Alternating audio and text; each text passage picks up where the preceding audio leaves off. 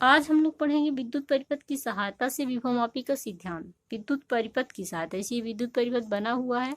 आप लोग विभवमापी क्या है और इसकी संरचना कैसे होती है ये ना देखे हो तो आप पहले का वीडियो देख लीजिए, तब समझ में आ जाएगा। ये यहाँ पे हमने बना रखा है, ये इसका फिगर है विभवमापी का। ऐसा बाहर से दिखता है, अंदर क्या होता है, परिपथ कैसी होती है, वो आज हम लोग सिद्धांत के माध्यम से पढ़ेंगे, परिपथ के माध्यम से। तो प्राथमिक परिपथ और द्वितीयक दो परिपथ होते हैं। तो प्राथमिक परिपथ क्या होता है, इस परिपथ में विभवमापी के तार AB के समांतर, AB के समांतर क्या होता है, AB के साथ श्रेणी क्रम में, AB के साथ क्या होता है, श्रेणी क्रम में शीर्षक संचायक सेल C या संचायक सेल C, धारा नियंत्रक RH और कुंजी K जोड़ दिए जाते हैं। किस क्रम में, श्रेणी क्रम में। ठीक है, जब कुंजी के प्लग को लगाया जाता है, कुंजी के प्लग को हम लगाते हैं तो विभवमापी के तार में धारा प्रवाहित होने लगती है। कुंजी को हम दबाते हैं, प्लग को लगा देंगे तो धारा प्रवाहित होने लगती है। धारा नियंत्रक RH की सहायता से इस परिपथ में बहने वाली धारा को नियंत्रित, कंट्रोल किया, नियत रहे, धारा बदले ना, न बढ़े न घटे, इसलिए नियंत्रक लगा दिया जाता है। इसकी सहायता से क्या होता है, धारा नियंत्रक धारा के मान को नियत रखता है। ठीक है, अब हम लोग द्वितीयक परिपथ देख रहे थे। द्वितीयक परिपथ में क्या होता है, या सहायक परिपथ। द्वितीयक परिपथ को क्या कहते हैं, सहायक परिपथ, और प्राथमिक परिपथ को प्राथमिक परिपथ या मुख्य परिपथ कहते हैं। द्वितीयक परिपथ में क्या होता है, इस परिपथ में विभवमापी के तार के सिरे A, देखिए विभवमापी के तार के, विभवमापी का जो ये AB तार है, इसके सिरे A से A और B, जो कि सिरे A से A और जो कि J, जो कि क्या है, जो कि हम लोग उसमें देख चुके हैं। तो जो कि से बीच में क्या लगा देते हैं, मध्य में या बीच में सेल एप्सिलॉन लगा देते हैं, सेल एप्सिलॉन, और धारा मापी G जोड़ देते हैं। देखिए विभवमापी के तार A से और जो कि के मध्य में क्या लगा दिया जाता है, सेल एप्सिलॉन लगा दिया जाता है, सेल एप्सिलॉन, और धारा मापी G जोड़ देते हैं द्वितीयक परिपथ में। ये तो परिपथ की बात हुई। अब हम लोग आगे पढ़ते हैं सिद्धांत और सूत्र की स्थापना।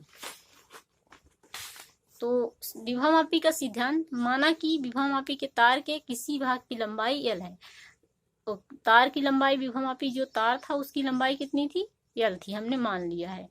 अब प्रतिरोध R है, प्रतिरोध उसमें कितना है, R है, तथा उसके अनुप्रस्थ काट का क्षेत्रफल, तार की मोटाई के अनुप्रस्थ काट का क्षेत्रफल जहाँ से कटिंग होता है, तार के सिरों के बीच विभवांतर भी होने पर उसमें बहने वाली धारा I हो। तो तार के सिरों के बीच विभवांतर भी होने पर उसमें बहने वाली धारा कितनी हो, I हो। तो ओम के नियम से, ओम के नियम से क्या होता है,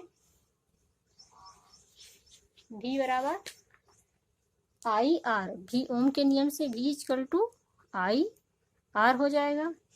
ठीक, तो किंतु हम लोग जानते हैं R बराबर क्या होता है, रो L, सॉरी रो अच्छे से बनाते हैं, L अपॉन A। रो क्या है, जहां रो बराबर तार के पदार्थ का विशिष्ट प्रतिरोध है। एकांक लंबाई, एकांक अनुप्रस्थ काट के क्षेत्रफल के को हम क्या कहते हैं, पदार्थ के प्रतिरोध, एकांक लंबाई, एकांक अनुप्रस्थ काट के क्षेत्रफल के प्रतिरोध को उसका विशिष्ट प्रतिरोध कहते हैं।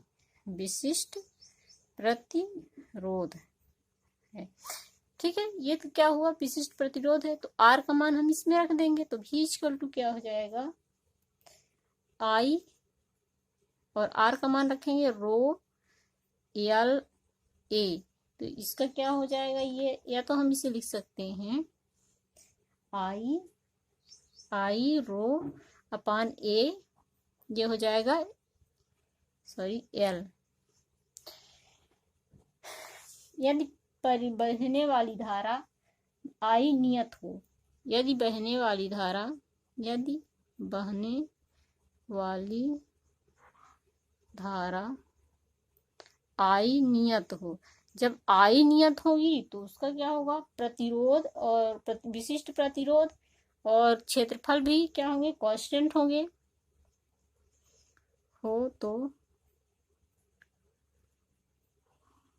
आई रो अपान ए, रो सही से बनाइएगा, एक नियतांक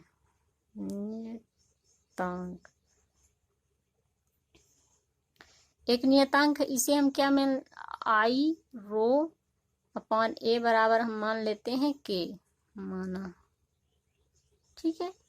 आई रो ए जब धारा नियत होगी तो उसके विशिष्ट प्रतिरोध भी नियत होगा और क्षेत्रफल भी कांस्टेंट होगा, क्षेत्रफल भी कांस्टेंट होगा। इस नियतांक को क्या कहते हैं, हम विभव प्रवणता कहते हैं। तो इस प्रकार हम लिख सकते हैं इसे, जब आई ये कांस्टेंट है, ये क्या है, एक नियतांक है, कांस्टेंट है, तो भी समानुपाती क्या हो जाएगा, यल के। इस प्रकार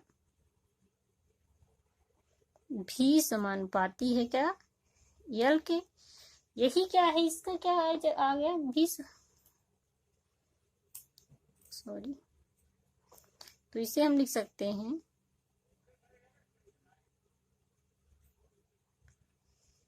भी बराबर के एल, भी बराबर क्या लिख सकते हैं, के एल, के एक नियतांक है, नियतांक, तो इसे हम लिख सकते हैं भी समानुपाती है किसके, यल के, भी समानुपाती है यल के।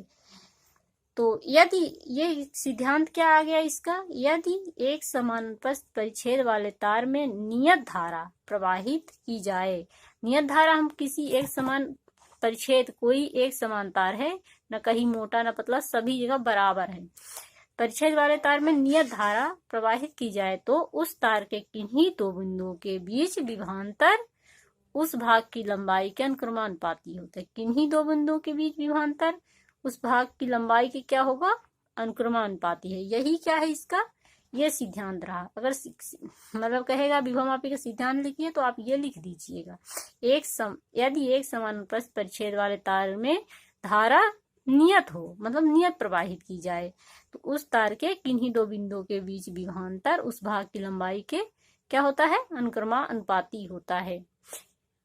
तो विभवमापी का उपयोग पूछेगा तो क्या लिखोगे, दो प्रतिरोधियों की तुलना करने के लिए किया जाता है, दो सेलों के विद्युत वाहक बलों की तुलना करने के लिए, क्या किसी सेल का आंतरिक प्रतिरोध ज्ञात करने के लिए किया जाता है।